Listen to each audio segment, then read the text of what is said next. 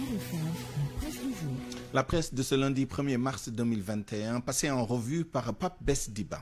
Bonjour. À quand la convocation de Ousmane Sonko pour audition? Le journal Les Échos n'avance pas de date, encore moins d'heures, mais connaît au moins les raisons pour lesquelles le juge d'instruction n'a pas encore convoqué le leader de PASTEF. Le confrère explique en effet que le juge n'avait pas encore reçu le document de l'Assemblée nationale lui notifiant la levée de l'immunité parlementaire de Ousmane Sonko, document sans lequel le 8e, en référence au juge du 8e cabinet, ne peut poser le moindre acte.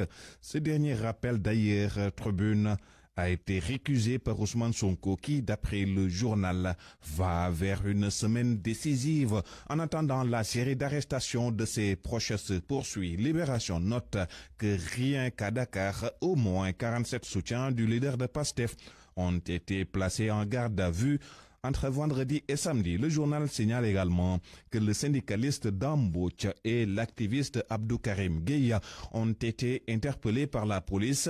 Ils sont visés pour participation à une manifestation interdite et violation de l'arrêté en date du 19 février du ministre de l'Intérieur. Sucré salé dans le quotidien pointe certains amalgames qui peuvent être dangereux. Ainsi, commente le confrère, un individu épinglé pour des histoires de mœurs qui se rappelle sa casquette politique et qui crie au complot pour tenter de se sauver joue sa crédibilité. De la même manière, quelqu'un qui se fait interpeller pour violation d'une interdiction de manifestation politique et qui se rappelle qu'il est dirigeant syndical pour appeler à une grève des enseignants pour le sortir de son mauvais pas, cela pousse à s'interroger sur la sincérité de certains engagements dans ce pays.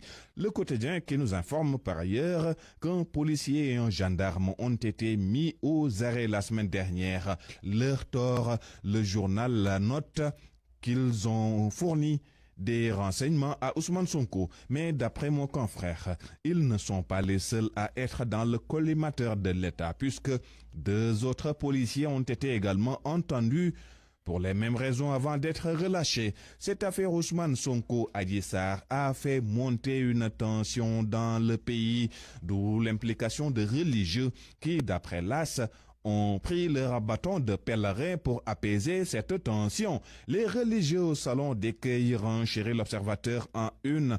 L'Obs qui souligne que Mamata Gueye, Abbé Jacques Seck et compagnie ont été déjà reçus par Ousmane Sonko, mais de cette entrevue ayant duré plus d'1 heure, il ne filtrera pas grand-chose, même si, fait remarquer l'observateur, Sonko a prêté une oreille très attentive à un appel au calme. Il n'a donné aucune garantie. Un autre religieux qui fait parler de lui dans Source A, le journal s'entretient avec le fils de Serigne Bara Mbacké, défunt khalife général des Mourides, le sermon sec de Serigne Saliou Mbacké, morceau choisi de l'entretien.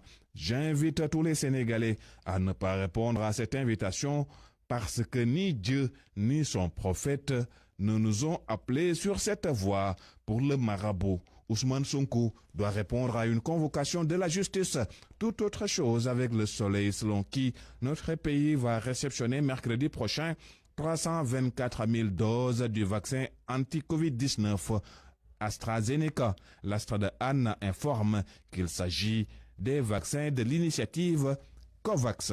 Terminons avec Record quotidien à propos de la présidence de la CAF avec ce protocole de Rabat. Patrice Motsepe, président de la CAF, c'est ce qui est ressorti d'après mon confrère des négociations entre les différents candidats qui se sont retrouvés à Rabat sur demande de la Fédération marocaine de football. Le poste de premier vice-président est promis à Maître Augustin Senghor et celui de deuxième à Ahmed Yahya. Record souligne que Jacques Anouman est mis hors jeu. Bonne lecture à toutes et à tous.